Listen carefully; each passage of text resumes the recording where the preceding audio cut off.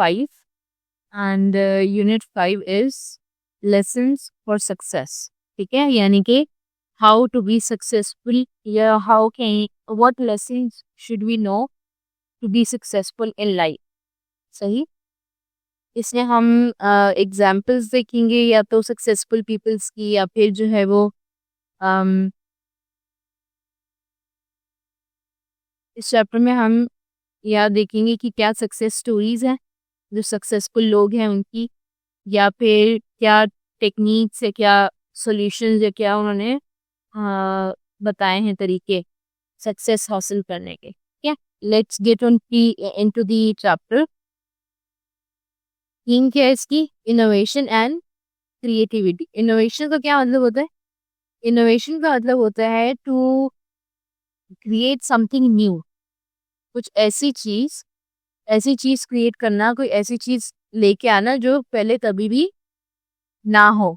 ठीक है, कोई चीज इनोवेट करना, कोई चीज दुनिया में लेके आना जो पहले एग्जिस्ट नहीं करती. फॉर एग्जाम्पल, जैसे मोबाइल फोन जो थे, जब पुराना जमाना था तब तो बिल्कुल मोबाइल फोन्स नहीं होते थे. तो जब मोबाइल फोन्स आए, जैसे पहले टेलीफोन होते थे कि सबको जो है वो पीसीओ जाके आपको जो है ना वो कॉल करनी पड़ती थी अगर कहीं भी उनको कॉल करनी होती. लेकिन अब क्या होता है, अब आप सिंपल अपने घर पे बैठे, अपनी बेड पे बैठे किसी को भी कॉल मिला सकते हैं. राइट.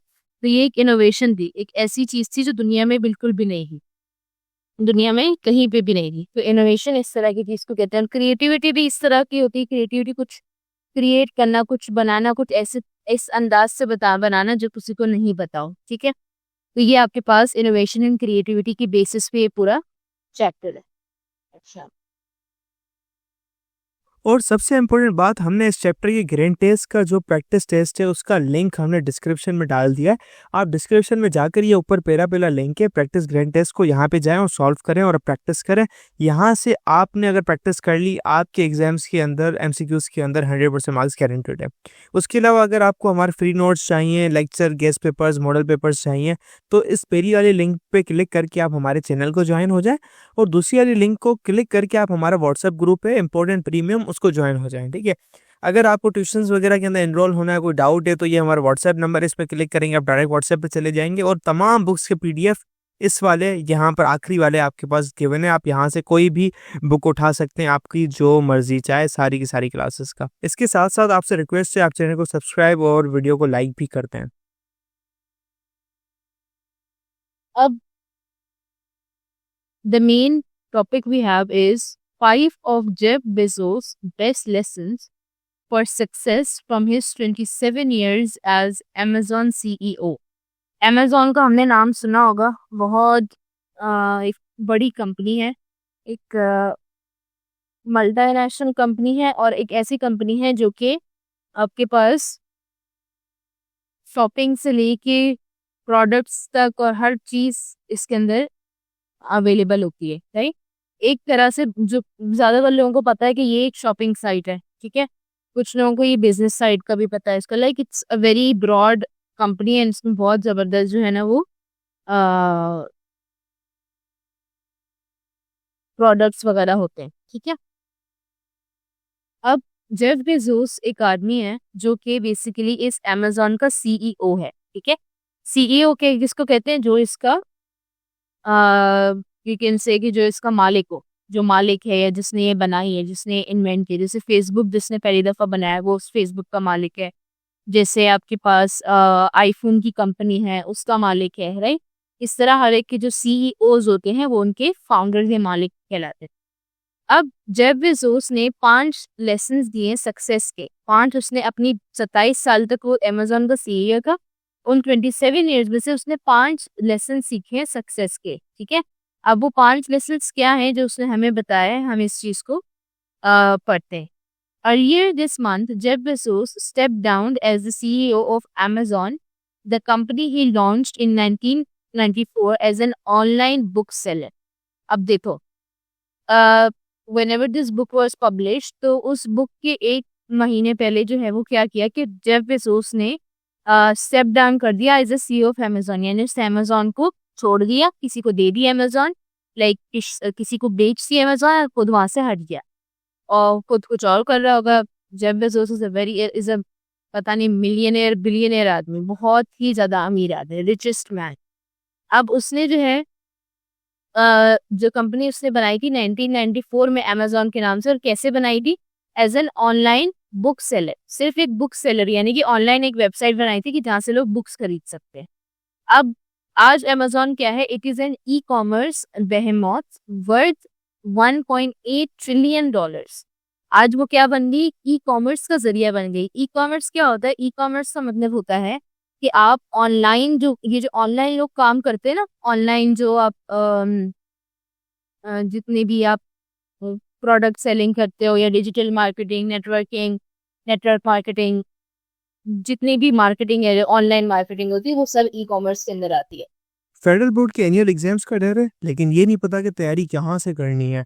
दूसरी बात ये नहीं पता कि एग्जाम के अंदर सवाल का जवाब लिखना कैसे है, कैसे सेंटेंसेस को फॉर्म करना है, कैसे हमें फुल के फुल मार्क्स मिले। तो भाई घबराना किस बात से, हमारी बैच इसी प्रॉब्लम को तो सॉल्व करने आई है। तो आप भी हमारे बच्चों की तरह 97.8 परसेंटेज ला सकते हो, 98.27 परसेंटेज ला सकते हो, फातिमा की तरह, अगली फातिमा आप बन सकते हो। आप 505 मार्क्स ले सकते हो आउट ऑफ 520। अच्छा जी, कैसे? हम आपको सिखाते हैं कि एग्जाम के अंदर लिखना कैसे होता है, ग्रेड टेस्ट प्रोवाइड करते हैं। देखिए जी, हमारे पास है पाकिस्तान की one of the best faculty. आप कोई भी सब्जेक्ट लेना चाहें, आपका जो दिल करे, आप सारे सब्जेक्ट्स लें, सिर्फ और सिर्फ 3,000 रुपये में पूरे साल में। आपको एग्जाम राइटिंग मेथड सेशन दिए जाते हैं कि सवाल का जवाब लिखना कैसे, डिफरेंस वाला अलग क्वेश्चन, डेफिनेशन अलग, एग्जाम्पल वाला अलग, मैथ के सवालों का जवाब अलग होता है। आपको टॉपर बच्चों के नोट्स दिए जाते हैं, आपको फुल बुक के notes, question answers, live classes के अंदर कॉन्सेप्ट पढ़ाया जाता है आपको, और उनकी रिकॉर्डिंग्स भी दी जाती हैं। भैया और क्या चाहिए? अच्छा, और मजे की बात, ग्रैंड टेस्ट से हमारा समझो पेपर लगता है। ये हमारा है केमिस्ट्री का ग्रैंड टेस्ट, इसका सवाल नंबर तुम नोट करो ये। तो भैया इस ग्रैंड टेस्ट में से आपके 3 सवाल लगे हैं क्लास 9 के केमिस्ट्री के पेपर में, इस साल जो नए सिलेबस से हुआ था 2025 के अंदर ग्रेड 9 का। तो इतने इंपॉर्टेंट हमारे ग्रैंड टेस्ट होते हैं, सारे आपको दिए जाते हैं। तो भैया देर किस बात की, इस नंबर पे कांटेक्ट करें और अभी रजिस्टर करवाएं। तो अब वो जो है वो ई कॉमर्स का एक हब बन गया, एक पूरी दुनिया बन गई है। और कितनी उसकी वर्थ है या कितनी इसकी कीमत है? वो है 1.8 ट्रिलियन डॉलर्स। इतनी अब इतनी रिच कंपनी बन गई है। And that company has made him the richest person in the world with a Fortune worth over 200 billion dollar. और इस कंपनी ने उसको सबसे दुनिया का सबसे रिचेस्ट इंसान बना दिया। और उसका कितनी फॉर्च्यून, यानी कि उसकी कुल जायदाद कितनी है? टोटल 200 बिलियन डॉलर की उसकी जायदाद है, सिर्फ इस एक बंदे की। ठीक है, तो यानी कि अब उसने वो क्या तरीके आजमाए है, किस तरीके से उसने जो है वो इस लेवल पे आया, इस लेवल को अचीव किया कि इतना जो है वो अमीर होकर अब इतनी उसने अपनी दुनिया बना ली। Let's get into that. अच्छा, अब हमारे पास what are they saying next? कि over roughly 27 years as CEO, Bezos has regularly shared advice and lessons learned in interviews and his annual letters to Amazon shareholders. क्या करता था कि Amazon के जो शेयर होल्डर कहते हैं कि एक कंपनी आप बनाते हो, अब उसके साथ अगर कोई आके पार्टनरशिप करना चाहे, जैसे कि मेरी कंपनी है और मैं उसी कंपनी में चला रही हूँ, अब मुझे वो कंपनी जो है ना, अच्छा पार्टनरशिप में लोग लेते हैं क्योंकि उनको कंपनी की ग्रोथ करनी होती है। यानी कि मेरे पास 3 लोग आए, उन्होंने कहा कि हम आपकी कंपनी में इन्वेस्ट करना चाहते हैं, तो वो मेरी कंपनी में मुझे कुछ पैसे देंगे, उससे मैं काम, तो वो एक तरह से वो शेयर होल्डर बन जाएंगे।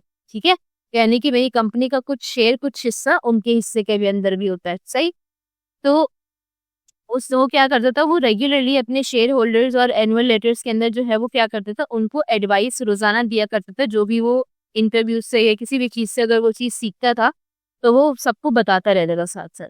Here are some of the best examples of what Bezos 57 has shared over the years.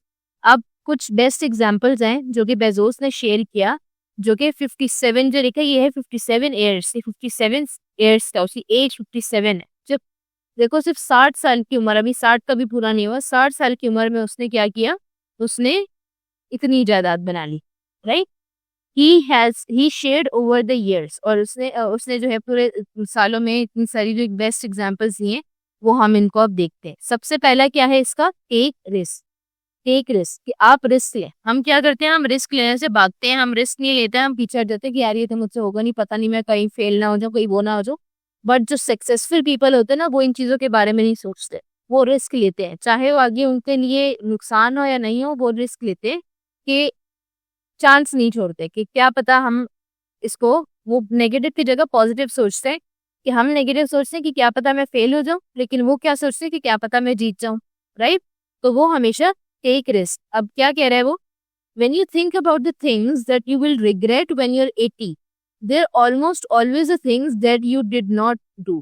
अब अगर कोई आप ऐसी चीजों के बारे में सोचते हो कि जो आप जब 80 साल के हो जाओगे तब आप उसको रिग्रेट करोगे कि यार मैंने ये काम क्यों किया, मैंने ये चीज क्यों की, मैंने ये बिजनेस जो है वो क्यों खोला। तो there almost always the things that you did not do, तो वो हमेशा वो चीज होती है जो आपने कभी की ही नहीं। सही है। आप क्या करते हो कि आपने कभी वो चीज नहीं की और आपने सोचा होता है कि अब मैं ये करूंगा, मैं करूंगा, मैं करूंगा। There act of omission, very rarely are you going to regret something that you did that failed and didn't work और वट एवर। कहते हैं कि ये सिर्फ जो है ना, ये एक बहानेबाजी है कि भाई क्या पता मैं कामयाब ना हो सकूं, मैं ये काम नहीं कर सकूंगा, काश मैं ये काम नहीं करता, या कुछ इस तरह करके। वो ये कहते हैं कि बहुत कम ऐसा होता है कि आप इस चीज को रिग्रेट करो कि आप कोई काम करो और वो फेल हो जाए, या फिर वो काम या जो काम ना करे, या मतलब कि वो आपके फायदे में ना हुआ। मतलब जो कह रहे हैं कि ये उन लोगों की बात करें कि जो लोग वाकई कुछ सीखना चाहते हैं, कुछ बनना चाहते हैं ना, तो वो इस चीज पे कभी भी रिग्रेट नहीं करते कि यार काश मैं ये चीज ना करता, इससे तो मेरे पैसे जाया कर दिए, या इसने तो मेरे जो है ना, इससे तो मेरी सारी मेहनत जाया कर दी, सारा नहीं, वो नहीं करता। क्योंकि उसको ये पता होता है कि अगर मैं इसमें से फेल हुआ भी हूँ, तो मैंने इसमें से बहुत सारी चीजें सीखी भी हैं, और मैंने इसमें से क्या किया हुआ है, मैंने आगे के लिए अपने आगे के लिए चीजें वो कर ली कि अब आगे अगर मैं इस तरह का कोई काम करूंगा तो मुझे किन किन चीजों का ख्याल रखना है ना।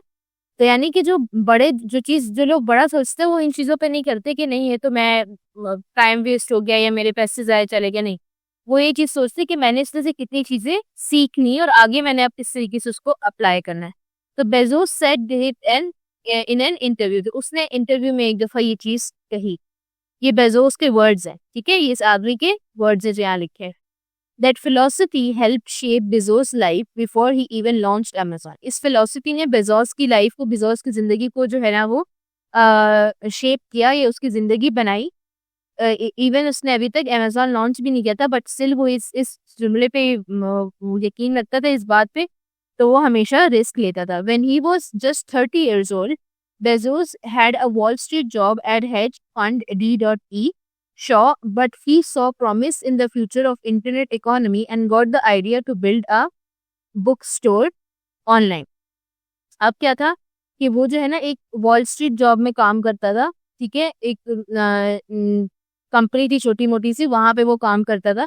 लेकिन उसके अंदर ये था, हालांकि अब देखो जो लोग होते हैं ना, अक्सर लोग ऐसे होते हैं, हमें हमने हमारे आगे पीछे भी नजर आते हैं हमें, कि जो अगर वो जॉब करते हैं तो वो पूरी जिंदगी सिर्फ जॉब करते हैं। मतलब उनको लगता है कि बस एक जगह से किसी दूसरी अच्छी जगह जॉब कर लूंगा, अच्छी जगह job.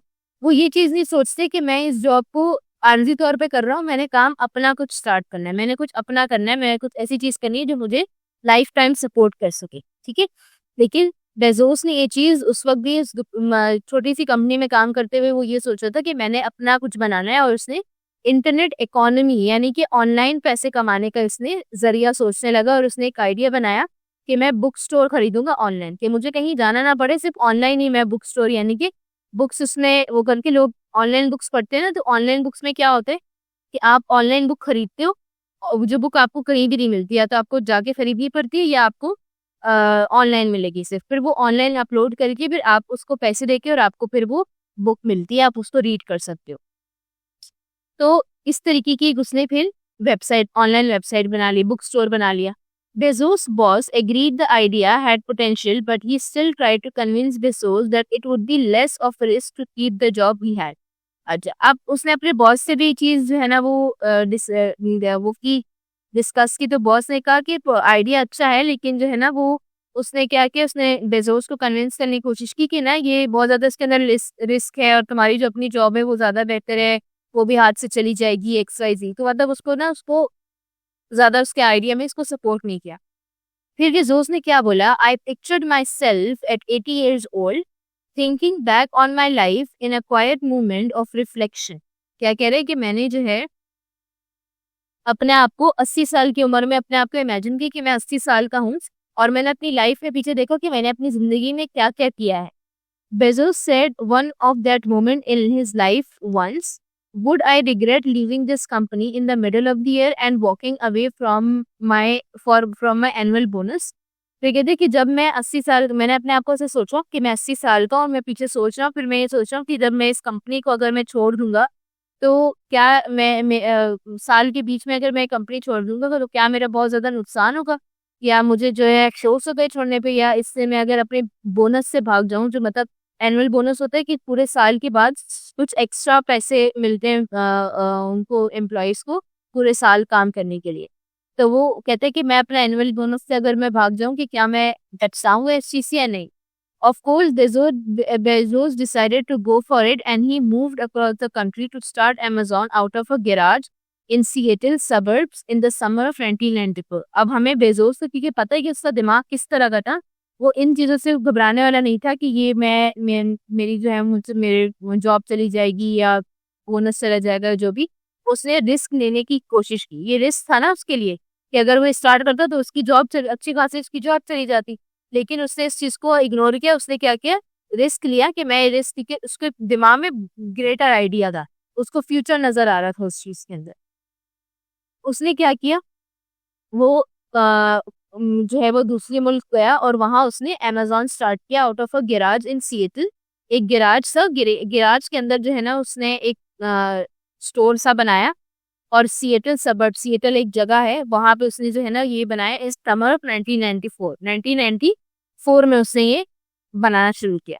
The website went live a year later. फिर वेबसाइट जो है वो एक साल बाद जो है वो उसे, एक साल तक उसने पूरी इस पे मेहनत की, एक साल बाद उसने वेबसाइट लॉन्च कर दी। अब आपको वेबसाइट भी बनाने के लिए आपको कोई जगह चाहिए होती है ना, कहीं आप बैठोगे, वो जो इनके बड़े बड़े कंप्यूटर्स होते हैं सारा कुछ वहाँ बैठ के लोग, बड़ा कंप्यूटर ना हो तो छोटा कंप्यूटर, लेकिन वहाँ कुछ ऐसी जगह हो जहाँ पे एक सेटअप बना देते हैं वो लोग, ठीक है।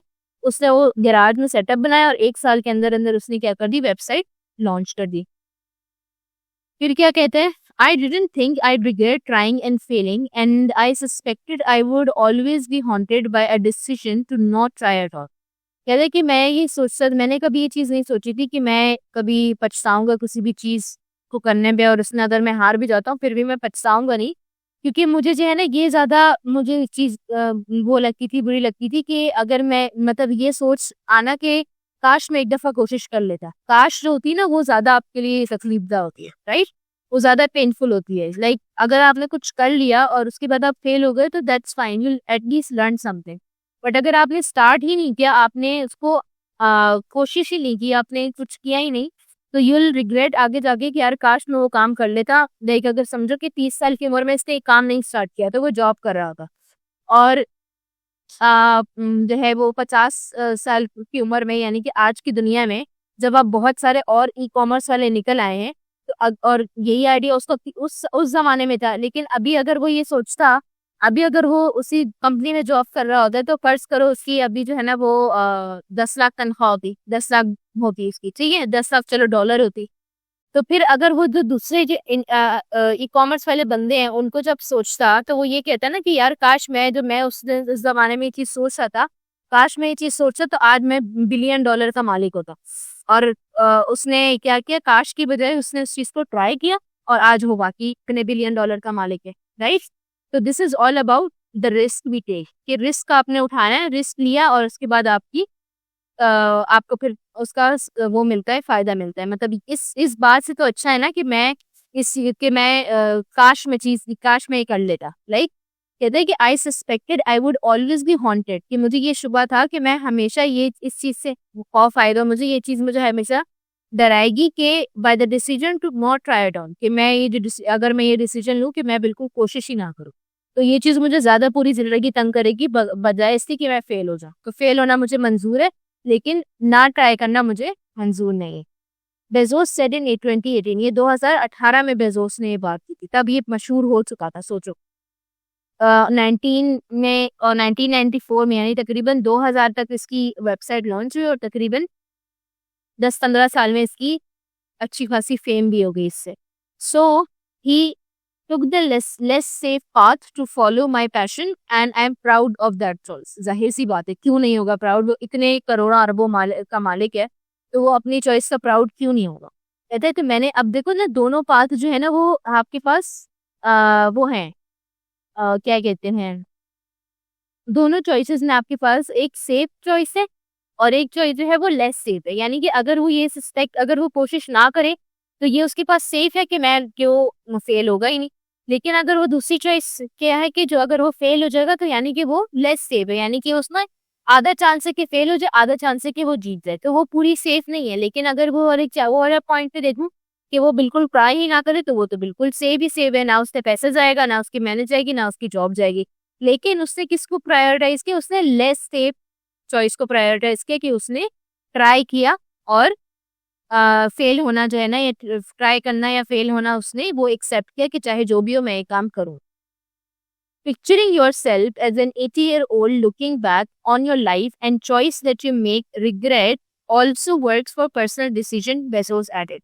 अब क्या कहते हैं कि अगर आप अपने आप को लाइक कभी भी आप अगर कोई डिसीजन लेते हो तो हम कहते हैं ना कि सोच समझ के लो। सोच समझने का मतलब ये होता है कि आप अपने आप को फ्यूचर में लेके जाएं। आप थोड़ा सा फ्यूचर में करें कि 2-3 दिन अगर समझो कि कल जो है ना वो ये कल छोड़ो, आपके ना एग्जाम्स आ रहे हैं, सही। आप क्या करते हो, आपको ना 10 डेज मिले हुए, रिलीफ मिला हुआ है कि 10 डेज के बाद आपकी एग्जाम है, 10 डेज तक आपका कोई स्कूल नहीं है, आपको सिर्फ पढ़ना है। अब आप क्या करते हो, आप एक दिन छोड़ देते हो, दूसरे दिन के तो पढ़ लेंगे, कर लेंगे, कर लेंगे, फिर क्या होता है कि आपके एग्जाम्स करीब आने लगते हैं। फिर अगर आप ये 10 डेज को इस तरह यूटिलाइज करो कि आप ये सोचो कि 10 डेज के बाद जब मेरे एग्जाम्स हो जाएंगे और एग्जाम्स के बाद जब मेरा रिजल्ट आ जाएगा, वो रिजल्ट मेरा अच्छा अगर आएगा, बहुत अच्छा आएगा, तो तब मेरी क्या फीलिंग होगी। तो क्या मैं रिग्रेट करूंगी कि मैंने ये जो 10 दिन पीछे जो है अपनी नींद खराब करके मैंने पढ़ा है, तो क्या मैं उस डिसीजन को रिग्रेट करूंगा या करूंगी? बिल्कुल भी नहीं रिग्रेट करेंगे, राइट।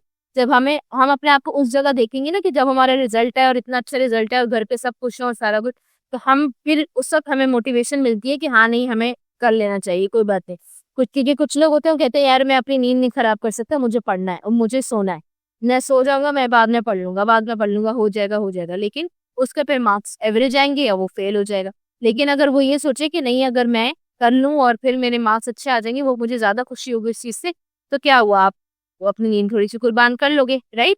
इस तरह कोई भी डिसीजन, तो वो कहते हैं कि अपने आप को आगे फ्यूचर में सोचने से आपके पर्सनल डिसीजन से काम करते हो आप, राइट। अब जैसे कि मैं एक और एग्जांपल इसी के हवाले से लिखती हूँ कि आपका समझो कि मंडे का एग्जाम है और आपको जो है ना फ्राइडे सैटरडे संडे 3 दिन मिले थे आपको इस एग्जाम के लिए प्रिपेयर करने में।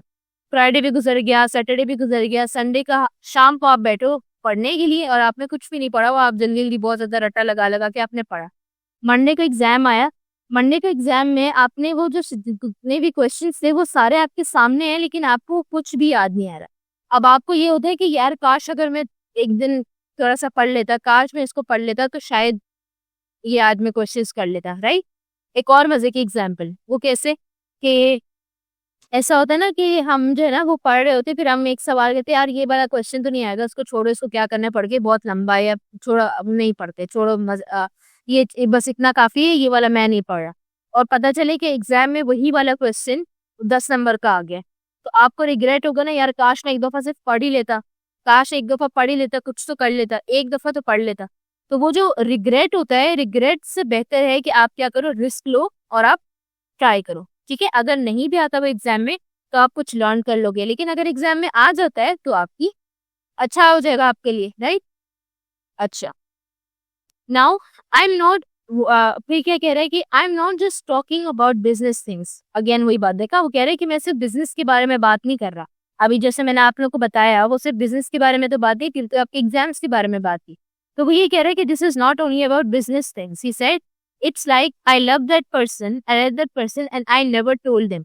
And 50 years later, you're like, why didn't I tell her? Why didn't I go after it? अब ये एक अलग सी एग्जाम्पल है कि लाइक जो है वो आप किसी को पसंद करते हो और आप उसको बोल नहीं बताते, फिर आप 50 साल बाद आप ये सोचते हो कि काश मैं एक दफा बता देता या एक दफा बोल देता। लाइक बहुत सारे आपके लाइफ डिसीजन ऐसे होते हैं कि आप कहते हो कि आगे जाके आप कहते हो कि यार काश मैं कर लेता। जैसे बचपन में अगर ऐसा होता है कि आपके साथ जो है ना आप की जो फ्रेंड्स वगैरह हैं वो सब साइकिल चलाते हैं, ये स्केटिंग करते हैं, चलो वो क्या करते हैं, वो लोग स्केटिंग करते हैं। अब आपको स्केटिंग से डर लगता है, आप ट्राई ही नहीं करते कि नहीं मैं गिर जाऊंगा, मैंने करना ही नहीं, राइट।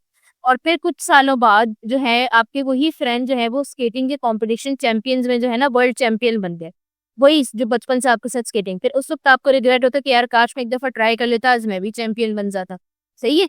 तो ये इस तरह के डिफरेंट लाइफ के डिसीजंस होते हैं जो आपको रिग्रेट या रिस्क के ऊपर होते हैं कि आप बाद में रिग्रेट करो या आप इसके लिए रिस्क ले लो, ठीक है।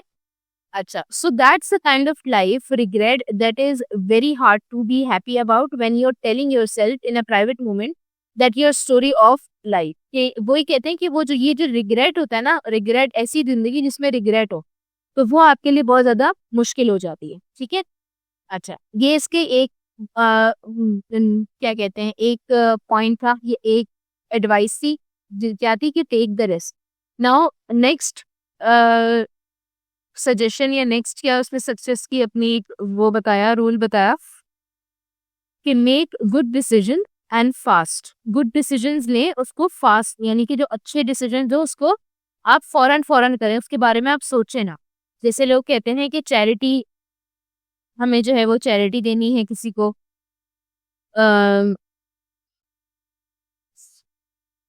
जैसे लोग अगर कोई अच्छा काम करने का सोचते हैं, जैसे कि डोनेशन देनी है या किसी की मदद करनी है या कोई अच्छा काम स्टार्ट करना है, तो उसमें आपको देर नहीं करनी चाहिए, वो फौरन फौरन आपको करना चाहिए, ठीक है। Now Bezos believes that the key to maintaining an innovative business and high velocity decisions, ठीक है। क्या कह रहे हैं कि वो कह रहे हैं कि आप अगर इनोवेटिव बिजनेस आपने बनाना है, एक बिजनेस ऐसा बिजनेस बनाना है जो सबके बिजनेस से ज्यादा अच्छा हो, तो उसमें एक तो हाई क्वालिटी होनी चाहिए, यानी कि जो भी आप काम करें वो बेहतरीन काम करें। ऐसा नहीं कि आप कोई जो है ना खराब काम कर रहे हैं, जैसे दूध में पानी मिला के दे रहे हैं, खराब काम हो गया। लाइक बिल्कुल प्योर, बिल्कुल साफ सुथरा काम आप अगर करें, और उसकी high velocity decision. High velocity decision का मतलब, हाई वेलोसिटी किसको कहते हैं, हाई वेलोसिटी का मतलब स्पीड हाई है उसकी, यानी कि तेज स्पीड है उसकी, राइट। तो हाई वेलोसिटी डिसीजन यानी कि तेज डिसीजन, यानी वो फास्ट डिसीजंस ले। तो उस तरह के आपके पास जो बिजनेसेस है वो काफी अच्छे मेंटेन रहते हैं। In one of his articles Bezos wrote about the importance of speed and nimbleness in Amazon and making Amazon a large company that also invention machine. While he admits that some decisions are irreversible or nearly irreversible, most are not. अच्छा, अब क्या कह रहे हैं, वो कहता है कि बेजोस लिखता है सबसे जो ज्यादा इम्पोर्टेंस है, वो क्या चीज इम्पोर्टेंट है, speed. Speed and निम्बलनेस in making the Amazon, की उसने अपनी जो अमेजोन जो बनाया उसमें जो जिस चीज ने उसकी सबसे ज्यादा मदद की वो उसकी स्पीड और निम्बलनेस थी, ठीक है।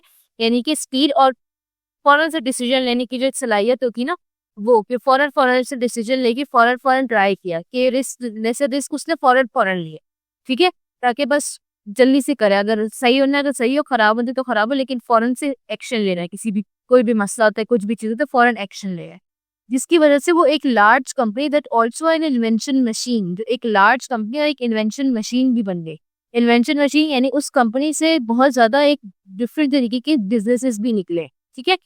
वाइल ही एडमिट्स, अब वो ये चीज को एडमिट करता है कि बहुत सारे डिसीजन ऐसे होते हैं, कुछ डिसीजन, बहुत सारे डिसीजन में से कुछ डिसीजन ऐसे होते हैं जो कि इरिवर्सिबल होते हैं या नियरली इरिवर्सिबल होते हैं, यानी कि उससे आप उसको अब रिवर्स नहीं कर सकते।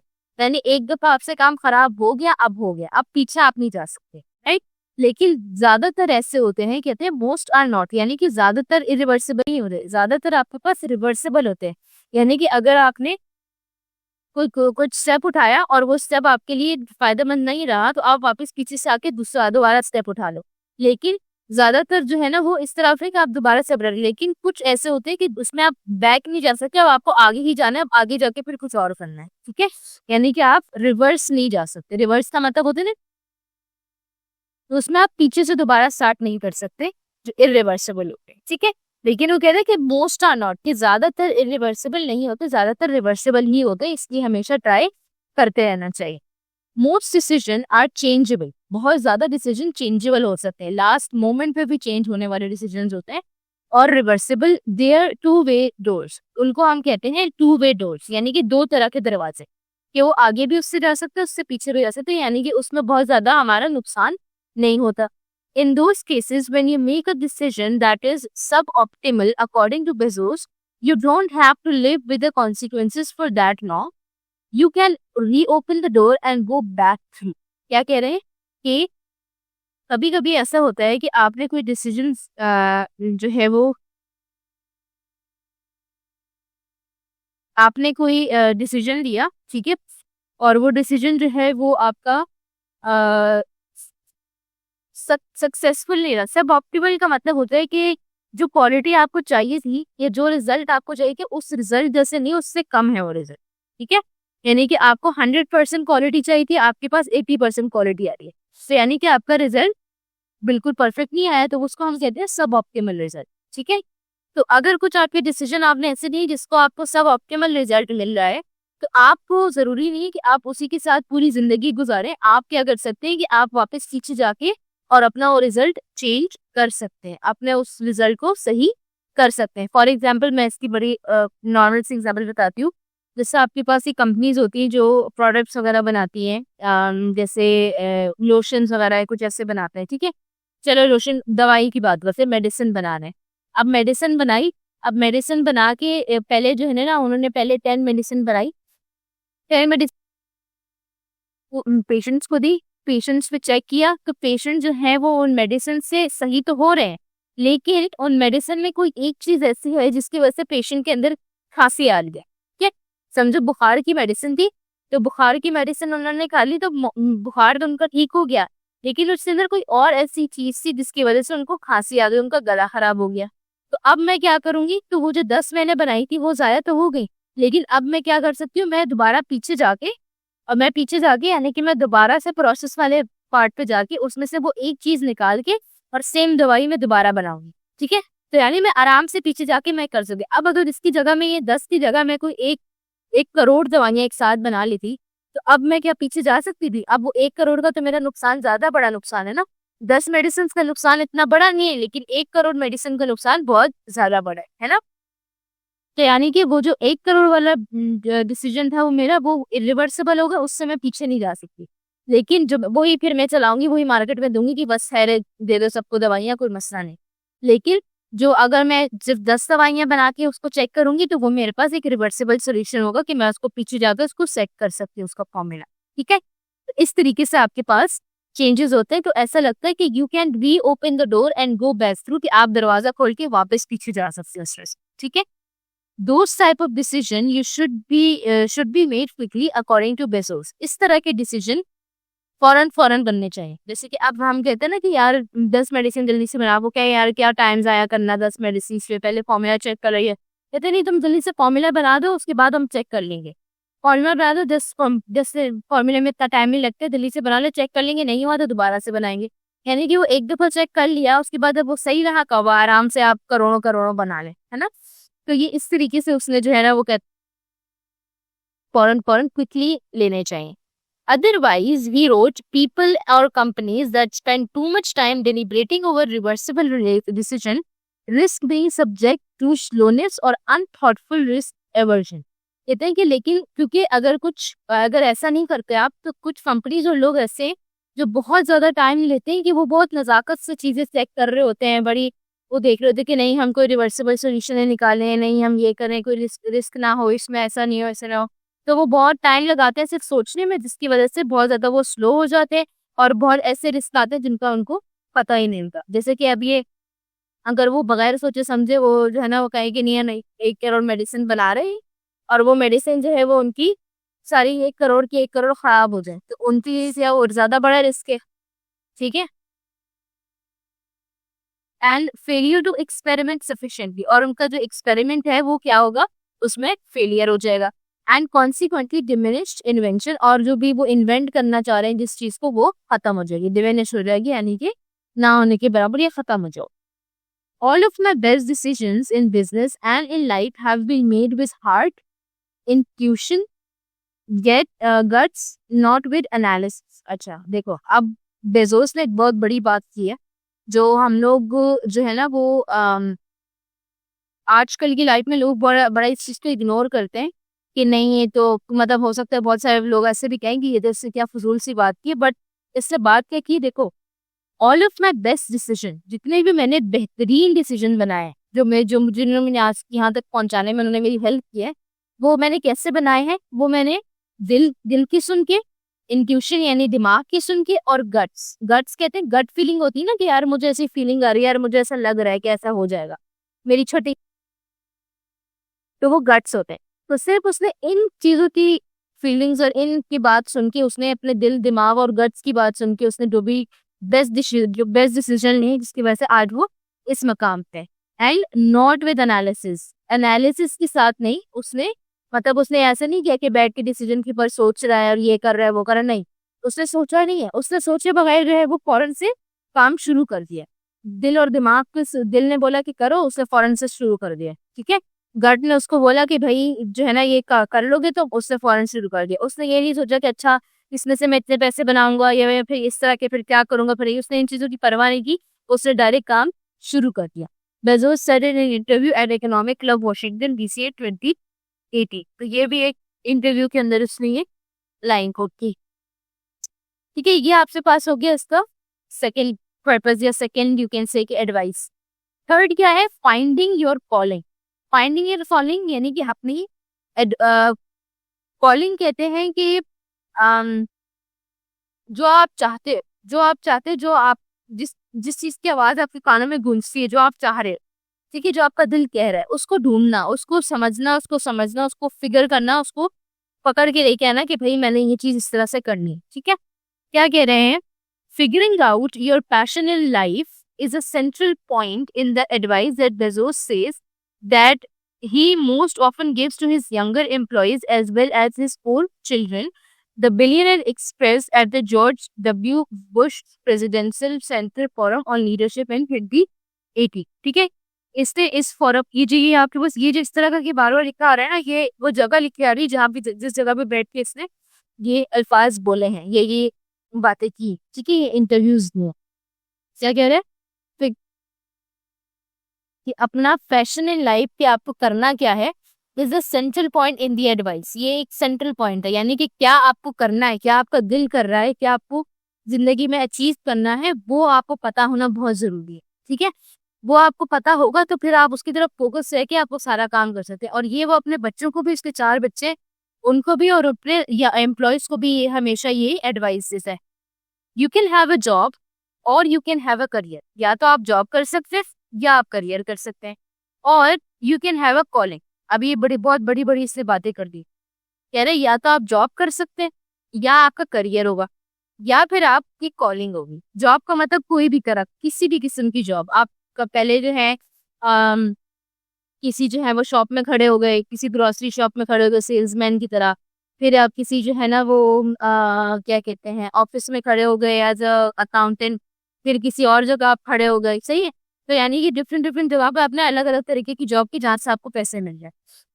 या फिर आप क्या करो, आपका एक करियर हो। करियर का मतलब जैसे कि अगर आप डॉक्टर हैं तो डॉक्टर एक करियर है, एक पैशन है। अब आप डॉक्टर ही, अब ऐसे तो नहीं करोगे कि आप किसी दुकान पे आप डॉक्टर हो लेकिन आप किसी दुकान पे जाके जो है वो कपड़े बेचोगे, ऐसा तो नहीं करोगे। आप डॉक्टर ही बनोगे, लाइक डॉक्टर आपका करियर होगा, मेडिसिन आपका करियर होगा, right.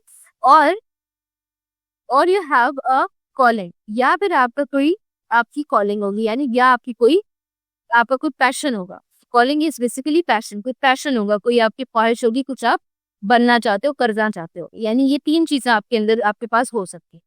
Bezos said, and if you can somehow figure out how to have a calling, और अगर किसी तरीके से आपने ये पता लगा लिया कि आपकी कॉलिंग क्या है, कि आपकी जो कॉलिंग है उसको कैसे अचीव करना है, you have hit the jackpot because that's the big deal. तो फिर आपने बहुत बड़ी बात हो जाए, ठीक है। यानी कि लोग करियर भी बहुत अमीर हो जाते हैं करियर में भी, लेकिन अगर आपने कॉलिंग पहचान ली ना कि आप क्या करना चाहते हो, असली में आप क्या करना चाहते हो, और आपने उसके ऊपर जो है वो फोकस किया और उसको अचीव कर लिया, तो फिर आपने बहुत बड़ा जैकपॉट हासिल कर लिया, ठीक है। In other words, finding a way to make a career out of your passion is Bezos idea of true success. यानी finding a way to make career, एक रास्ता ढूंढना कि अपने पैशन को अपना करियर बना लो। क्या कर लो, अपने पैशन को अपना करियर बना दो। तो ये आइडिया है बेजोस का। एक सक्सेस के लिए ट्रू सक्सेस आपको तभी मिलती है। And he believes that everyone has passion, और उसको ये लगता है कि दुनिया में जो भी इंसान होता है पैशन उसके पास होता ही होता है। चाहे वो जो भी इंसान होता है उसके पास लाजमतन तौर पे पैशन होता है, छोटा हो बड़ा हो, लेकिन वो पैशन उसके अंदर होता है। बस उसको पैशन को पहचानना होता है। ठीक है, you don't choose your passion. आप अपना पैशन चूज नहीं करते, योर पैशन चूजेस यू। वो आपको चूज करता है। यानी कि कोई ऐसी चीज होती है जो, जैसे मैं आपको एक बताती हूँ बात।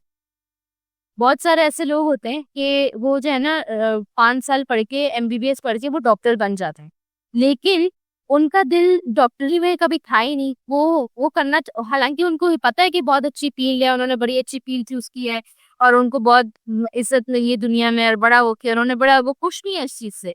लेकिन उनकी जो कॉलिंग है, जो उनका पैशन असली में था, वो पैशन था एक लॉयर की जो कैपेबिलिटीज होती है ना, उनके अंदर वो कैपेबिलिटीज है, और वो या पब्लिक स्पीकिंग के लिए वो बहुत अच्छे हैं। ठीक है, तो वो उनका वो जो पैशन होगा वो पब्लिक स्पीकिंग का पैशन होगा, और वो उसकी तरफ उनको जो है ना वो क्या मिलेगा, उनको उस जो उन्होंने करियर बनाया वो उनको इतना ज्यादा अच्छा नहीं लगेगा जितना उनको वो पैशन को चूज करते हैं। मतलब वो पैशन जो उनका था उसके ऊपर अगर वो चलते तो आज फिर वो लॉयर के उसमें वो सेटिस्फाई भी होते और वो क्या हो सकता है कि ज्यादा सक्सेसफुल भी हो। ठीक है, इस तरीके से योर पैशन चूजेस यू। फिर he said all the time, ये हर दफा ये बात कहता था, all of us are gifted with certain passions,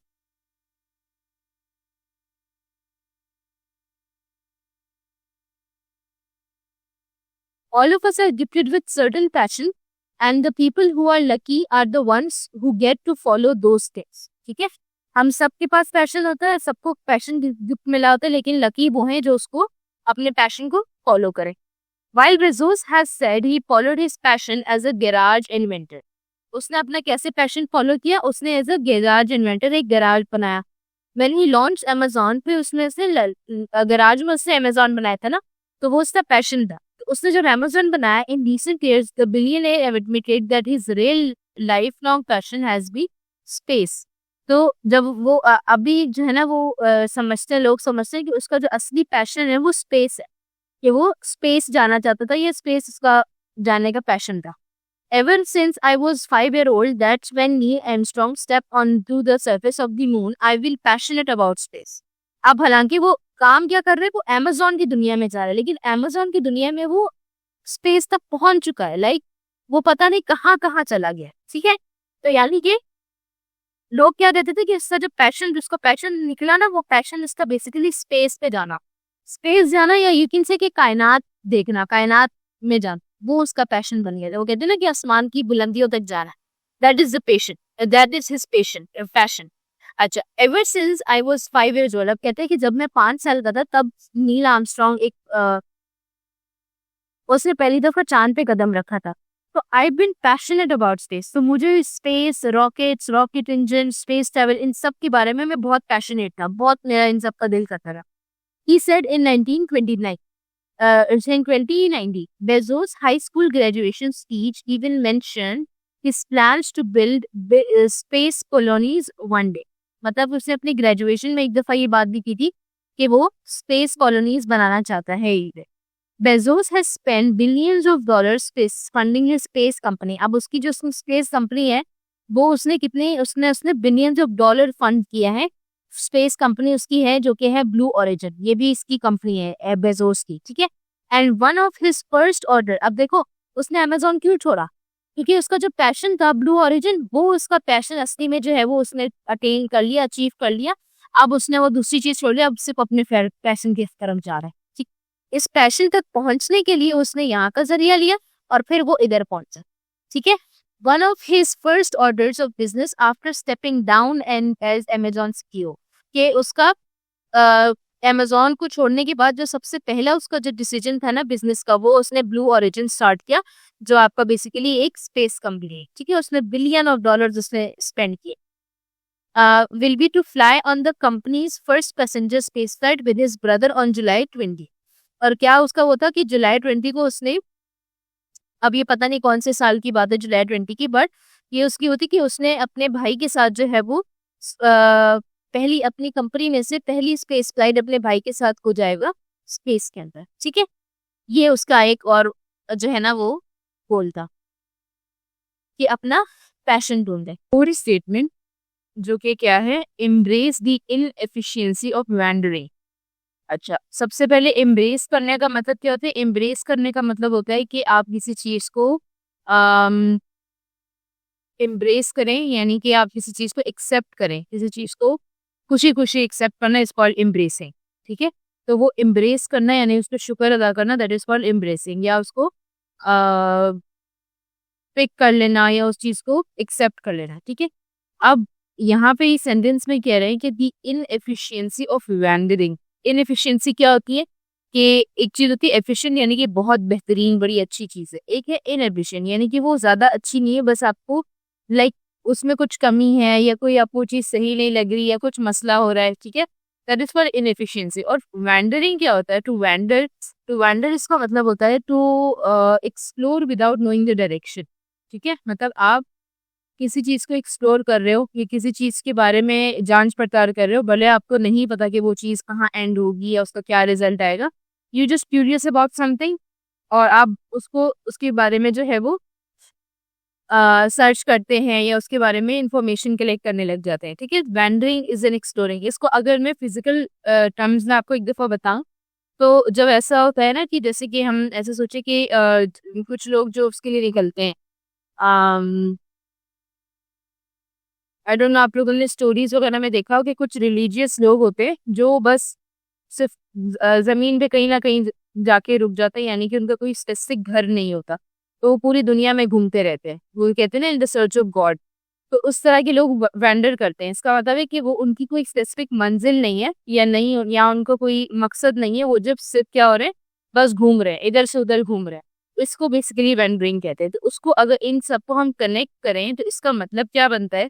to embrace the inefficiency of wandering, के वैंडर यहाँ जो यूज हुआ है बिकॉज हम एक बिजनेस टर्मिनोलॉजीज को पढ़ रहे हैं, हम जेफ बेजोस को पढ़ रहे हैं, तो यहाँ वेंडर होने का मतलब ये है to be curious about something, या आप ऐसे ही बैठे बैठे किसी चीज के बारे में आपने सोचा, जैसे समझे आप कोई बिजनेस रन कर रहे हैं, ठीक है, और बिजनेस से आपको एक ऐसी पॉइंट के जहन में आए कि अगर मैं उसको थोड़ा सा इस तरह करूँ तो हो सकता है ज्यादा मुझे अच्छा फायदा मिले, या हो सकता है मैं, यानी कि जैसे लोग स्ट्रेटेजीज लगाते हैं, ठीक है, तो उसके बारे में क्यूरियस होना, या ऐसा करना कि अगर कोई कंपनी है वो बहुत ज्यादा जो है वो बहुत उसने जीरो से स्टार्ट किया और बहुत कम टाइम में बहुत ज्यादा मशहूर हो गई और बहुत ज्यादा बढ़ गई, वो कंपनी तरक्की कर ली उसने।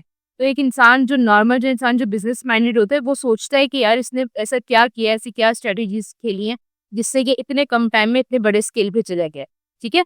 तो बिजनेस की टर्मिनोलॉजीज में वेंडरिंग का मतलब है टू एक्सप्लोर दी क्यूरियोसिटी, सही, कि आपको क्यूरियोसिटी हुई कि यार वो कंपनी की आगे कैसे बढ़ गई इतने से टाइम में, आपने फिर उसी कंपनी के आपने देखा कि उसने क्या क्या एक्टिविटीज की, किस तरीके से उसने चीजें की, क्या क्या प्रोडक्ट्स उसने बनाए, फिर वो आपकी क्यूरियोसिटी को जो है वो आहिस्ते से वो चीज जो है वो खत्म करती जाती है, ठीक है।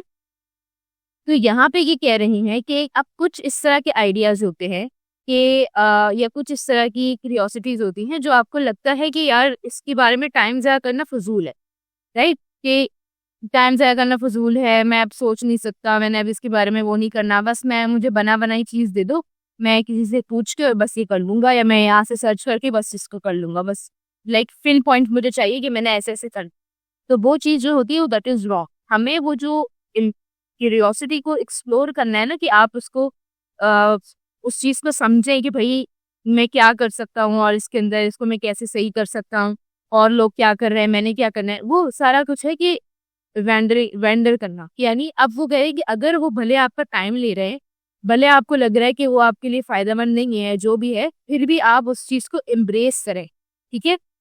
भले ही वो आपका एक्सप्लोर करना इनएफिशिएंट है, लेकिन आप फिर भी उसको एम्ब्रेस करें, क्योंकि यू डोंट नो कि कभी कभी ऐसी राह चलते चलते आपको कभी ऐसी चीज पता चल जाती है कि जो आपके लिए बहुत ज्यादा एक चेंजिंग एक टर्निंग पॉइंट होता है, ठीक है। तो ये उस तरह की एक उस तरह की का तरीके का एक कॉन्सेप्ट हमें इसमें बताया जाए। इसको थोड़ा सा पढ़ते हैं, फिर से इसे क्लियर समझ में आएगा कि क्या बोलना चाह रहे हैं, ठीक है। In his 2018 letter to Amazon shareholders, Bezos included a section titled, अब एक Amazon shareholders को उसने जो है एक लेटर दिया, जैसे मैंने बताया था ना कि वो शेयर होल्डर्स से एनुअली एक लेटर भेजते हैं, तो उस तरीके से उसने लेटर भेजा कि उसमें एक सेक्शन टाइटल था, मतलब उसको क्या टाइटल था उस सेक्शन का, कि intuition, curiosity and the power of vandal. ठीक है, एक समझो कि एक टॉपिक उसने उनको दिया था, ये एक टॉपिक पे उसने कुछ लिख के उनको बताया था, उस टॉपिक का नाम क्या था, intuition, curiosity and power of wandering. Curiosity और पावर ऑफ वैंडरिंग तो मैंने बता दी। इंट्यूशन क्या होता है? इंट्यूशन ये होता है कि आप का एक वो कहते हैं ना कि मुझे इस चीज का खदशा है, ये मुझे ऐसा लगता है ऐसा हो जाएगा, जो चीज आपके ऐसे दिमाग में एकदम से क्लिक कर जाए, वो इंट्यूशन कहलाता है। ठीक है, in that section, the Amazon CEO wrote about the importance of setting aside time to explore your curiosity. देखो स्पेसिफिकली उसने क्या बोला कि इसके लिए यू सेट असाइड टाइम, कि आप उसके लिए अलग करते हो टाइम सिर्फ सोचने के लिए। ठीक है, हमारे पास तो हम तो कहते हैं हमारे पास सोचने का टाइम नहीं है, हमें बस करना है, बट ही सेज व्हाट कि you should set aside the time to explore your curiosity, कि आप अपनी क्यूरियोसिटी को एक्सप्लोर करें, उसको सर्च करें, उसको फाइंड आउट करें, in order to come up with new innovative solutions to the challenges, जिसकी रिजल्ट में मुझे क्या मिल सकता है, न्यू इनोवेटिव सॉल्यूशंस मिल सकते हैं। ठीक है, अगर मैं कोई भी चीज हमें हमें हमारे पास कोई भी चीज कैसे इवॉल्व होती है, या कोई भी जैसे मोबाइल फोन्स निकले, जैसे गाड़ियां निकली, जैसे बहुत सारी चीजें हमारे पास आज डिजिटल मटेरियल्स हमारे पास, अब हमारे पास मुझे बताएं कि अगर कभी किसी ने चीज ना सोची होती कि यार फोन में मुझे जाके पीसीओ के पास जाके फोन करना पड़ रहा है, तो क्या क्यों ना मैं ऐसा फोन बनाऊं जो मुझे जो है ना वो घर बैठे बैठे मुझे उसके साथ कोई तार कनेक्ट ना करनी पड़े, है ना। सेलफोन्स में हम तार तो नहीं कनेक्ट कर रहे होते, तार कनेक्ट करके तो नहीं कॉल करते, बगैर तार कनेक्ट करके हवा में सिग्नल्स जा रहे होते हैं। तो ये किसी ने सोचा होगा, किसी ने इसके बारे में, क्योंकि ये ऐसी चीजें कि कहीं किसी ने पहले से तो नहीं बताई होगी, अगर लिखी भी नहीं, अगर हम खुद एक्सप्लोर नहीं करेंगे, राइट। तो उन्होंने किसी तरीके से एक्सप्लोर किया, इसके बारे में सोचा कि ऐसा पॉसिबल है कि नहीं, तो आज जाके फिर हमारे पास ऐसे मोबाइल फोन्स क्रिएट हो गए। ठीक है, इसी तरीके से किसी ने सोचा कि हम जो है वो जैसे गधा गाड़ी चलती थी पहले, एक घोड़ा गाड़ी चलती थी, फिर लोग कहते थे कि हमारे जानवर जो है वो एक टाइम में आके थक जाते हैं, बहुत ज्यादा चल चल के एक टाइम में आता है कि वो थक जाते हैं, उनको फिर रेस्ट कराना पड़ता है, अब मुझे जल्दी है, मैं क्या करूं। तो फिर किसी ने सोचा कि हम ऐसा क्यों ना करें कि इसको किसी ऐसी चीज से रिप्लेस कर दे जो थके ही ना। और इस तरह से सोचते सोचते गाड़ियां आ गई, जिसमें आप पेट्रोल डालते जाओ, उसने चलते जाने चाहिए, जितने भी आप दिन तक उसको लगातार चला लो वो थकेगी नहीं, राइट। तो ये सब क्या हुआ, ये सोचने का, वो एक्सप्लोर करने का, क्यूरियोसिटी को एक्सप्लोर करने की नतीजे जो आज हमारे सामने है। सही। तो इसी तरीके से अगर आप भी थोड़ा सा टाइम, वो भी नॉर्मल इंसान ही होते हैं, है ना, वो भी नॉर्मल इंसान होते हैं और हम भी नॉर्मल इंसान है, कोई फर्क नहीं होता दोनों में सिर्फ फर्क इस चीज का होता है कि वो एक्सप्लोर करते हैं अपनी क्यूरियोसिटीज को, वो अपने सोचने के लिए टाइम निकालते हैं, जिसके रिजल्ट में वो न्यू एंड इनोवेटिव सॉल्यूशंस निकालते हैं टू सेवरल चैलेंजेस। ठीक है, अच्छा। Amazon's business may depend on efficiency, with customers ordering almost any product and expecting it to deliver to the door within a few days. Amazon's business may depend on efficiency, with customers ordering almost any product and expecting it to deliver to their door within a few days or less. But Bezos believes that a healthy dose of inefficiency is necessary to succeed. In a letter, he describes this as wandering or exploring and experimenting, even if it means taking a roundabout path to the solution. अच्छा, आप क्या कह रहे हैं कि Amazon का business जो है वो हो सकता है कि एफिशिएंसी पे डिपेंड करे, यानी कि वो इतना एफिशिएंट हो कि जो कस्टमर्स हैं वो हर चीज मंगवाए, और हर मतलब अक्सर मतलब अमेजोन में ऐसा होता है कि वहाँ पे हर प्रोडक्ट सेल होती है, कोई ऐसी प्रोडक्ट नहीं होती जो रह जाती जो सेल नहीं होती, वहाँ हर प्रोडक्ट सेल होती है और हर प्रोडक्ट उनके घरों पे जाके पहुंचती है। ठीक है, यानी पहले ऐसा होता होगा ना कि पहले वो जो है नहीं पहुंचा पाते होंगे फौरन टाइम से, उनको कुछ कुछ टाइम रुकना पड़ता होगा, राइट, उनको कुछ कुछ टाइम जो है ना वो सब्र करना पड़ता होगा। लेकिन हमारे पास अमेजोन क्या करता है कि अमेजोन की जो चीजें वो फौरन आपके पास नहीं आती, कुछ दिनों में नहीं आती, वो काफी आपके पास टाइम लगाती है आने, है ना। वो क्यों, वो एक इनएफिशिएंसी ये लोग डालते हैं अपने बिजनेस मॉडल के अंदर, कि उससे क्या होता है कि लोगों की क्यूरियोसिटी बढ़ती है, जिसकी वजह से वो फिर और फिर इतने टाइम बाद जब उनके पास प्रोडक्ट आती है वो सही सलामत होती है, तो उनका ट्रस्ट और ज्यादा बिल्ड होता है। ठीक है, तो ये कुछ छोटी छोटी स्ट्रेटेजीज होती हैं ट्रस्ट को बिल्डअप करने के लिए और इनएफिशिएंसी से सक्सेस हासिल करने के लिए। In the letter, he describes as wandering or exploring and experimenting, even if it means taking a roundabout path to the solution. यानी कि कभी कभी वो उस लेटर में ये बताया कि कभी कभी जो है एक वेंडर करना या एक्सप्लोर करना जो है ये एक्सपेरिमेंट करना, अभी एक्सपेरिमेंट है, वो आराम से जो है उसके पास इतना पैसा है कि वो जहाज के जरिए भी डिलीवरी करवा सकता है, ठीक है। वो आराम से delivery foreign with in 2-3 days भी हो सकती है, लेकिन वो क्यों नहीं करता, वो इसलिए नहीं करता कि अगेन जो मैंने आपको बताया कि लोगों की क्यूरियोसिटी बढ़ाने के लिए।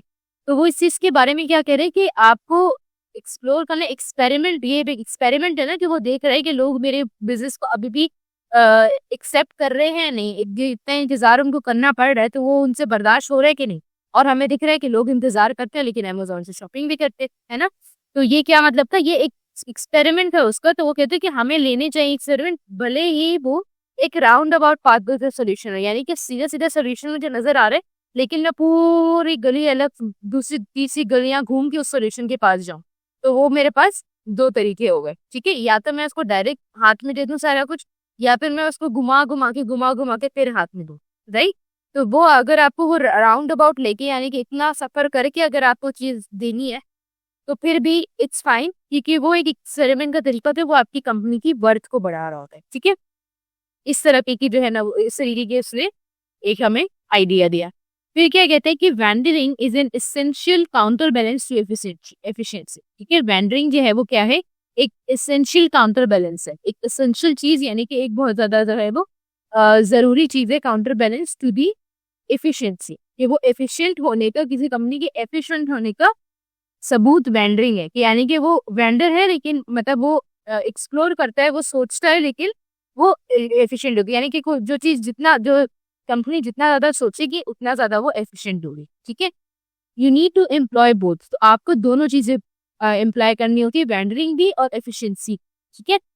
वेंडरिंग क्या है, अनएफिशिएंट वर्क है, राइट, और एफिशिएंसी यानी कि प्रॉपर वर्क, तो वो दोनों साइड बाय साइड कंपनी में चलती हैं, सही। जब तक ये नहीं होगी आपकी कंपनी में ये चीज भी नहीं आएगी, सही। अच्छा, तो ये कह रहे हैं sometimes often actually in business you do know where you're going, and when you do you can be efficient, plus in place a plan, put in place a plan and execute, Bezos wrote in the letter। कहते कि कभी कभी ऐसा होता है कि आपको पता है कि आप कहाँ जा रहे हो, अपने अगला स्टेप उठाए तो आप कहाँ पहुंच सकते हो, आपको बिल्कुल साफ साफ पता है, आपको रिजल्ट्स पता है, कोई बीच में मसला नहीं है, कोई खराबी नहीं, कुछ नहीं है। तो यानी आप क्या कर सकते हो, आप फौरन से वो प्लान बनाओ स्टेप के लिए और आप एग्जीक्यूट करो, यानी कि आप वो प्लान करो और आप जो है ना वो पहुंच जाओगे उस रिजल्ट के ऊपर, right. In contrast wandering in business is not efficient, लेकिन जबकि जो वेंडरिंग है वो बिजनेस में एफिशिएंट नहीं है, हालांकि but it also not random, लेकिन ये रैंडम भी नहीं है, सही है। यानी क्या कह रहे हैं, देखो जो वेंडरिंग है, वेंडरिंग सिंपल वर्ड्स में मैं कहूँ एक्सप्लोर करना, ठीक है, सोचना, और सिंपल कहती हूँ सोच। वो कह रहे हैं कि किसी बिजनेस में जो सोचना होता है ना, कि आप सोचने पे टाइम जाया करते हो, वो बिजनेस के लिए एफिशिएंट नहीं है, बिजनेस के टर्म्स में उसको हम एफिशिएंट नहीं बोलते, लेकिन वो इवेंचुअली वो अनडायरेक्टली या इनडायरेक्टली वो उसके लिए एफिशिएंट ही साबित होता है, ठीक है। यानी कि वो खुद अनएफिशिएंट होता है सोचना, लेकिन वो बिजनेस वो उस बिजनेस को या उस कंपनी को एफिशिएंट बना देता है, ठीक है। खुद अनएफिशिएंट होता है लेकिन कंपनी को एफिशिएंट बना देता है, सही। तो ये आपके पास बेसिकली इस चीज का मतलब है। He continued, it's guided by hunch, gut, intuition, curiosity, and powered by a deep conviction that the price for customer is big enough that it's worth being a little messy and intention to find our way there। अब क्या कह रहे हैं कि अब उन्होंने बोला ना कि ये not efficient but it's not also random, क्योंकि रैंडम नहीं होती कि बस कहीं से भी आपको कहीं से मिल गई, नहीं, ये आपके अपने हंच, अपनी जो आपकी जो गट फीलिंग है ना, ये वहां से ये चीज आती है, ठीक है। आपकी जो गट फीलिंग होती है ना, वो दैट इज कॉल्ड इंट्यूशन, जो गट फीलिंग है आपकी, वो आपको एक्सप्लोर करवाती है, वो आपको वेंडर करवाती है, ठीक है। कि वो आपको एक ही चीज बताती है कि भाई आप कस्टमर्स को किस तरह की चीज दे रहे हो और कस्टमर से फिर आपको इन रिटर्न क्या प्राइस मिल रहा है इस चीज का, ठीक है। अच्छा, according to Bezos, one of the lessons he'd learned building Amazon was that success can come through interaction। अब इंटरेक्शन का क्या मतलब होता है, invent, launch, reinvent, relaunch, start over, rinse, repeat again and again. ये क्या बात कह रहे हैं?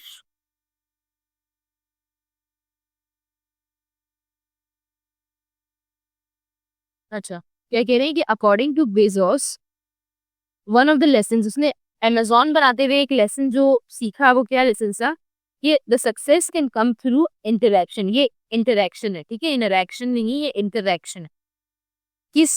किन चीजों की इंटरेक्शन से? कि आप इन्वेंट करो, एक चीज इन्वेंट करो, फिर इसको लॉन्च कर दो, ठीक है, फिर लॉन्च करने के बाद फिर और दोबारा री इन्वेंट करो, यानी कि उसके अंदर और मॉडिफिकेशन करो, फिर रीलॉन्च करो, फिर स्टार्ट ओवर, फिर दोबारा बिल्कुल स्टार्ट से ए से स्टार्ट करो, फिर रिंस करो। रिंस का मतलब कि आप उस चीज को स्टार्ट करके खत्म करो, फिर दोबारा रिपीट करो अगेन एंड अगेन, यानी कि बार बार आप कोई चीज करते रहो, तो वो जितनी दफा रिपीट होती है उतनी ज्यादा दफा जो है वो चीज एफिशिएंट हो जाती है। ऐसा ही होता है ना, जैसे कि समझो आपको फर्स्ट टाइम है आपको, और आपको जो है ना वो एप्पल ड्रॉ करना नहीं आता, सही।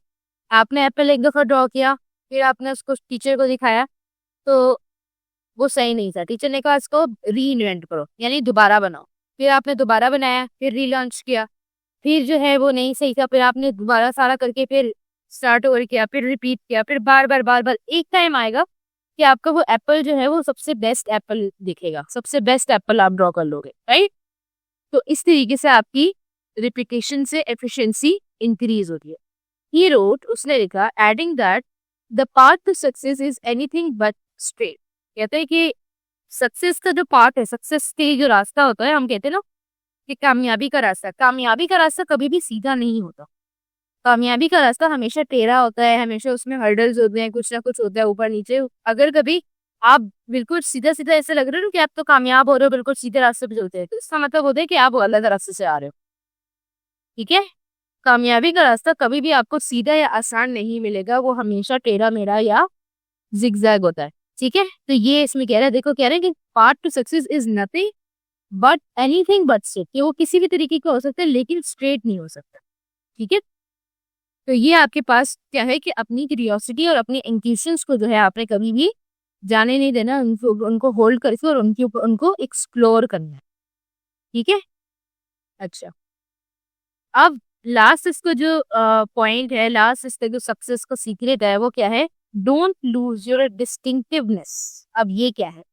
डिस्टिंक्टिवनेस का मतलब होता है कि अम, कभी आप लोगों ने आई डोंट नो सुना है कि नहीं कि बोर्ड में किसी की डिस्टिंक्शन आ रही। डिस्टिंक्शन हम बोलते हैं कि कोई चीज जो सबसे अलग हो, ठीक है, जो दूसरों जैसे ही नहीं हो, सबसे अलग हो या सबसे उम्दा हो, सबसे टॉप हो, इस सिंपल वर्ड्स में कि जो सबसे डिफरेंट हो, ठीक है। अब क्या कह रहे हैं कि डोंट लूज योर डिस्टिंक्टिवनेस, ये अपनी डिस्टिंक्टिवनेस जो आप जो ओरिजिनली जो चीज कर रहे हो या जो आपने आइडिया निकाला है, वो आप उसको जाने ना दो, किसी और के आइडिया को कॉपी करने के बजाय अपने आइडिया को आप एक्सप्लोर करो, ठीक है। फॉर एग्जाम्पल, जैसे अब मैं आपको एक एग्जाम्पल देती हूँ पेप्सी और कोका कोला के बीच में, ठीक है। मैंने भी अपनी मार्केटिंग की क्लास में एग्जाम्पल हमें मैम ने बताई थी, तो मैं आप लोगों को वही एग्जाम्पल देती हूँ कि आपके पास दो चीजें हैं, दो मार्केट्स हैं हमारे सामने, एक है कोका कोला और एक है पेप्सी, राइट। अब जो पेप्सी है उसने स्टार्ट कैसे लिया था? उसने पहले कोल्ड ड्रिंक, जो पेप्सी नाम से जो कोल्ड ड्रिंक है, उसने वो बेचना शुरू की, ठीक है। तो क्या हुआ कि कुछ टाइम बाद कोका कोला भी आ गई। अब दोनों कंपनी सी, कंपटीशन था दोनों के अंदर, राइट।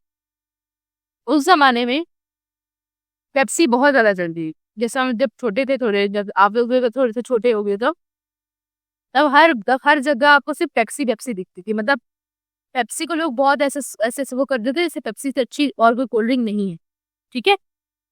लेकिन अब अगर मैं देखती हूँ, अब तो खैर ये बाइकॉट वाला जो भी सिनेरियो, इससे पहले की अगर मैं बात करूँ तो कोका कोला बहुत ज्यादा इन हो गई थी, यानी लोग पेप्सी की बजाय कोका कोला पीना पसंद करते थे, राइट। अब इससे क्या होता है? अच्छा, अब एक और चीज हम सोचते हैं कि जो कोका कोला कंपनी है, कोका कोला में कोका कोला की कंपनी है, उसने क्या क्या चीजें, कौन कौन से प्रोडक्ट्स लॉन्च किए? कोका कोला की कंपनी ने सिर्फ एक कोका कोला लॉन्च किया। आपने कभी कोका कोला के चिप्स देखे? आपने कभी कोका कोला के बिस्किट्स देखे? कभी कोका कोला की आपने कोई और चीज, कोई ऑयल या किसी मतलब जैसे कंपनी होती है ना, जैसे पीक प्रिंस है, लू है, और कौन सी कंपनीज होती हैं आपके पास,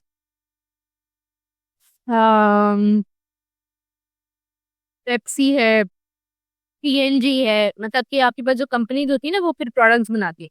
तो कोका कोला एक ऐसी कंपनी है कि उसके प्रोडक्ट्स में सिर्फ कोका कोला है, सिर्फ एक कोल्ड ड्रिंक है कोका कोला, बस वही डाइट कोला या नॉर्मल कोला हो, ऐसा ही होता है। बॉटल के साइजेस, कैंस और ये वेरिएशंस होती है। जबकि पेप्सी ने क्या किया, पेप्सी की अपनी प्रोडक्ट तो पेप्सी थी ही थी, उसने फोकस उस पे से हटा के उसने क्या किया, उसने पेप्सी की चिप्स भी आने लग गए, क्योंकि पेप्सी के नाम से हो, पेप्सी के नाम से नहीं होते, लेकिन पेप्सी उसमें उनको स्पॉन्सर करती है। जैसे मेरे ख्याल में जो लेज वगैरह है, इनकी कंपनी पेप्सी के अंदर आती है, और बहुत सारी और प्रोडक्ट्स हैं जो पेप्सी से रिलेटेड होते हैं। Let's do one thing, let's search it, थोड़ा सा इंटरैक्टिव बनाते हैं इस चीज को, it would be very interesting. सारे प्रोडक्ट्स पेप्सी को कंपनी है वो बनाती है, ठीक है।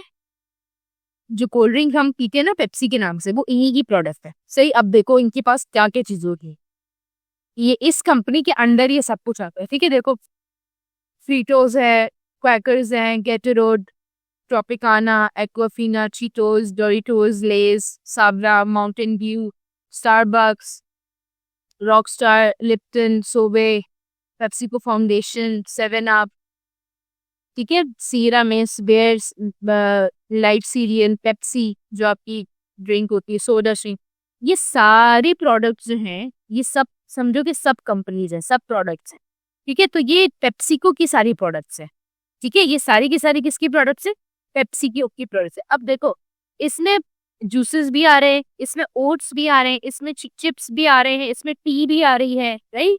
इसमें जो है वो डिफरेंट तरीके की ड्रिंक्स आ रही हैं, इसमें कॉफीज आ रही हैं, सीरियल्स आ रहे हैं। अब हालांकि पेप्सी किस चीज की वजह से मशहूर है, पेप्सी की वजह से, the drink they have, right. लेकिन इन्होंने क्या किया, इन्होंने अपनी मार्केट बढ़ाने के लिए इन्होंने इन सारी चीजों को भी निकालना शुरू कर दिया, ठीक है। इतने सारे प्रोडक्ट्स उन्होंने निकाले, इसका मतलब क्या हुआ कि इनकी जो ओरिजिनलिटी थी, कि जो वो ओरिजिनल एक चीज पे थे कि पेप्सी के सिर्फ पेप्सी प्रोडक्ट है, उस ओरिजिनलिटी से वो हटके वो बाकी चीजों पे भी चलेगा, जिसकी वजह से पेप्सी का स्टैंडर्ड गिर गया। और अब पेप्सी की चीजें इतनी ज्यादा, पेप्सी कंपनी जो है वो इतनी ज्यादा प्रॉस्पर नहीं है जितनी ज्यादा कोका कोला की कंपनी है, ठीक है। ये क्यों है इस तरह से, ये क्या हुआ कि उन लोगों ने अपनी डिस्टिंक्शन जो थी, पेप्सी वालों ने अपनी डिस्टिंक्शन जो थी वो छोड़ दी, ठीक है। फिर उन्होंने क्या किया, पेप्सी वालों ने अपनी जो ओरिजिनलिटी है, यानी कि जिस कंपनी में, जिस चीज में वो बहुत ज्यादा मशहूर थे, जिस चीज में बहुत अच्छे थे, उन्होंने उस चीज को हटके और वो बाकी चीजों पे लग गए, जिसकी वजह से क्या हुआ कि उनकी ओरिजिनलिटी इफेक्ट हुई, उनकी डिस्टिंक्टिवनेस इफेक्ट हुई, जिसकी वजह से वो आज ओरिजिनल नहीं कहलाते, या ओरिजिनल कहलाते भी अगर हमें, क्योंकि बच्चों को नहीं चीज पता होती, लेकिन अगर मैं मार्केट की बात करूँ ना, तो मार्केट में कोका कोला उसके बिल्कुल करीब पहुंच गया, हालांकि कोका कोला उससे बहुत नीचे था और बहुत टाइम बाद तो लिए कोका कोला। तो ये अब ऐसा क्यों हुआ है, क्योंकि उन्होंने अपनी ओरिजिनलिटी को जो है वो उन्होंने छोड़ दिया, राइट। तो यहाँ पे वही कह रहा है अमेजॉन, बेजोस हमें कह रहा है कि don't lose your distinctiveness. Now let's see, in April, in his final letter to stakeholders as Amazon CEO, तो अप्रैल में जब उसका फाइनल लेटर गया, यानी फिर वो क्या क्या क्या उसने फिर छोड़ दी थी post, Bezos wrote about the importance of holding on to your originality। सही, उसने इम्पोर्टेंस बताई कि आपकी ओरिजिनलिटी की कितनी importance. We all know that distinctiveness और ओरिजिनलिटी इज वैल्यूएबल। डिस्टिंक्टिवनेस का क्या मतलब है, ओरिजिनलिटी। तो बेजोस कहता है कि हमें पता है कि जो डिस्टिंक्टिवनेस है या ओरिजिनलिटी है वो हमारे लिए बहुत ज्यादा वैल्यूएबल है, right. We are all taught to be yourself. हमें हमेशा ये बोला जाता है ना कि बी योरसेल्फ, कि जैसे आप हैं आप वैसे ही रहें, चेंज ना करें अपने आप को किसी और के लिए, या अपने आप को हाइड ना करें, जिस तरह से आप हैं आप वैसे ही रहें, बी योरसेल्फ। तो यानी वो क्या है, वो आपकी ओरिजिनलिटी को बता रहे हैं कि अपने आप जो आप ओरिजिनली में जिस तरह से आप हो, आप वैसे ही शो करो, ठीक है। What I'm really asking you to do is to embrace and be realistic about how much energy it takes to maintain that distinctiveness. जो कहता है कि आप उस चीज को embrace करें और रियलिस्टिक हो कि कितनी एनर्जी आपको लग रही है उस चीज को, वो डिस्टिंक्टिवनेस को मेंटेन करने में आप लगाएं। चाहे जितनी ज्यादा एनर्जी आपकी लग रही है कि आप ओरिजिनल रहें, आप लगाएं। भले आपको बहुत नुकसान हो रहा है स्टार्ट में, जैसे कोका कोला को पहले बहुत नुकसान हुआ होगा स्टार्टिंग में, बहुत नुकसान हुआ क्योंकि जैसे पेप्सी थी तो कोका कोला सेल ही नहीं होता था। तो उसने उसने क्या किया, उसने दूसरे ऑप्शंस पे वो नहीं गया, वो अपने आइडिया पे स्टिक रहा, उसने सोडा ही बेचा, उसने जो है वो कोका कोला ही बेची। तो फिर क्या हो गया, फिर कुछ टाइम बाद जो है वो आहिस्ता आहिस्ता रेस करना, यानी उसने कोई ऐसे नहीं, आसान नहीं कि वापस 2-3 साल तक उसको मसले हुए उसके बाद, नहीं, 10-20 साल तक उसने पहले सफर किया, उसके बाद अब वो प्रॉस्पर कर रहा है, राइट। तो जितना आपको एनर्जी लगती है आप लगाए, तो अपनी डिस्टिंक्टिवनेस को मेंटेन करने। The world wants you to be typical in 1000 ways. एक pulls at you. दुनिया जो है वो चाहती है कि आप टिपिकल हो जाओ, आप जो है ना बस जितने दुनिया में चल रही है बस उन्होंने के पर जाओ, बाकी वो ना करो।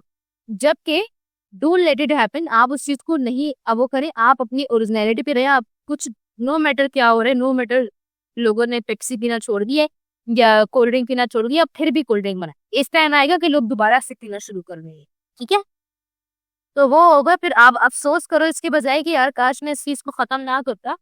उससे बेहतर है कि आप इस चीज को थोड़ा नुकसान बर्दाश्त करके कंटिन्यू रखें, अपनी इंटीग्रिटी, अपनी डिस्टिंक्टिवनेस मेंटेन रखें, ठीक है। Bezos went on to say that it's worth it, कि ये फायदेमंद है, ये वर्थ इट है, ये इसके लिए नुकसान उठाना जो है वो आपके हक में फायदेमंद है। तो maintain your distinctiveness even though it requires continuous hard work, भले आपको बहुत ज्यादा हार्डवर्क करना पड़े फिर भी ये वर्थ इट है, ये आपके लिए उसका फायदा है, ठीक है। उस सारी हार्डवर्क का आपको फायदा होगा। The fairy tale version of the advice be yourself is that all pain all, अच्छा अब जो इंसानों को लोग कहते हैं ना कि बी और सेल्फ, हमें कहते हैं, अब उसके बेसिकली कहानी क्या है पीछे, वो ये है कि all pain stops as soon as you allow your distinctiveness to shine. कि आपको पहले जितनी भी तकलीफ हो रही है कि जैसे अब मैं इसकी इजी एग्जांपल लेती हूँ कि कुछ लोग जो हैं जो थोड़े से हेल्दी होते हैं, अब क्या होता है कि वो अक्सर परेशान होते हैं कि लोग उनका मजाक उड़ाते हैं, मोटा मोटा बोलते हैं, राइट। लेकिन अगर वो अपनी उस डिस्टिंक्टिवनेस को, अपनी उस ओरिजिनलिटी को, जैसे कुछ लोग होते हैं कि जो बहुत खा पी के होते हैं अनहेल्दी बड़े होते हैं, कुछ होते हैं जो नेचुरली जो है वो थोड़े से फ्लफी चब्बी से होते हैं, ठीक है, नेचुरली ऐसे होते हैं। तो उसका मतलब है कि इसमें उनकी तो गलती नहीं है, तो यानी कि हालांकि वो उनकी एक तरह से डिस्टिंक्टिवनेस है या एक तरह से उनकी क्वालिटी है, ठीक है। मतलब ऐसे भी लोग होते हैं कि जिनको अगर आप पतला कर दो तो वो अच्छे नहीं लगेंगे, मोटे मोटे ज्यादा अच्छे लगते हैं, राइट, चबी चबी ज्यादा अच्छे लगते हैं। तो वो क्या होता है कि जब आप अपने आप में कॉन्फिडेंट हो जाओ ना कि नहीं, I look good like this, I look good this way, तो आपको दूसरों की बातें कुछ भी आपको परवाह नहीं करेंगी, आपको कोई तकलीफ नहीं होगी, आप बिल्कुल रिलैक्स रहोगे, ठीक है। दिस इज व्हाट दे से here, that version is misleading. अभी क्या कह रहे हैं कि ये वर्जन आपको मिसलीड करता है, ये वर्जन आपको क्या करते हैं, मिसलीड करते हैं। ये आपकी ये जो बात है, ये बात आपको अपने मकसद से हटाती है। कैसे? Being yourself is worth it but don't expect it to be easy और फ्री। कह रहे कि आप being yourself is worth it, अपने आप में होना अच्छी बात है, लेकिन आप ये एक्सपेक्ट ना करो कि ये बहुत आसान होगा और आज़ादी आपको मिल जाएगी, ऐसे नहीं, आपको हार्डवर्क करते रहना होगा खुद के साथ, ठीक है। ये यहाँ पे ये कह रहे हैं। अच्छा, since stepping down as CEO, Bezos transition to the executive chairman of Amazon's board, and he said he is moving on to focus on projects like Blue Origin. On Tuesday, July 20, 2021, Bezos aspired to make his first trip to space as Blue Origin's first ever passenger spaceflight. अभी कब की बात है? ये जुलाई 2021 की बात है कि जुलाई में जो है वो बेजोस ने स्टेप डाउन कर दिया सीईओ, यानी कि सीईओ की पोजीशन से उसने रिजाइन कर दिया और सीईओ की जगह वो क्या बन गया, बोर्ड का, एग्जीक्यूटिव बोर्ड का चेयरमैन बन गया, ठीक है। अमेजॉन को जो जैसे कंपनी है ना, उसके एग्जीक्यूटिव बोर्ड होता है, उसमें डिफरेंट कैटेगरी के लोग होते हैं, कुछ फाइनेंस वाले होते हैं, कुछ कहाँ कुछ कहाँ।